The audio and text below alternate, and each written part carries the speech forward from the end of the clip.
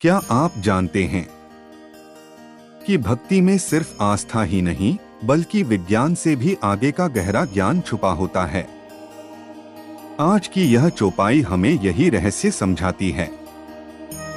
जुग सहस्त्र जोजन पर भानु, लीलियो ताहि मधुर फल जानू।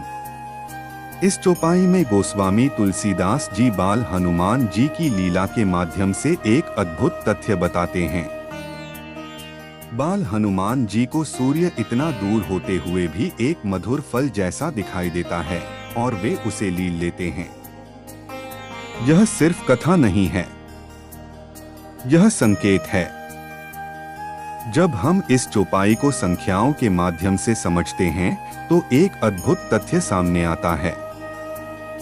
जुग सहस्त्र अर्थात 12,000, सहस्त्र अर्थात 1,000 और योजन प्राचीन माप के अनुसार लगभग 8 मील के बराबर माना जाता है। अब यदि हम गणना करें 12,000 1,000 8 मील तो दूरी निकलती है लगभग 9 करोड़ 60 लाख मील। और जब हम मील को किलोमीटर में बदलते हैं, 1 मील 1.6 किलोमीटर, तो यह दूरी बनती है लगभग 15 करोड़ 36 लाख किलोमीटर। आधुनिक विज्ञान के अनुसार भी सूर्य और पृथ्वी के बीच की औसत दूरी लगभग 15 करोड़ किलोमीटर मानी जाती है। यह केवल संयोग नहीं है। आधुनिक विज्ञान ने इस दूरी को कई शताब्दियों बाद मापा, लेकिन गोस्वामी तुलसीदास जी ने इसे भक्ति के शब्दों में पहले ही व्यक्त कर दिया। यह हमें सिखाता है कि हमारे प्राचीन ग्रंथ सिर्फ आस्था नहीं बल्कि गहरे ज्ञान का भी भंडार हैं।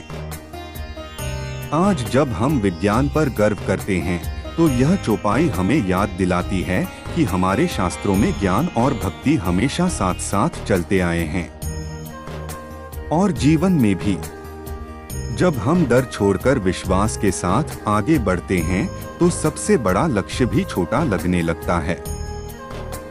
हनुमान जी हमें इतना साहस और विश्वास दें कि हम अपने लक्ष्य निडर होकर चुन सकें।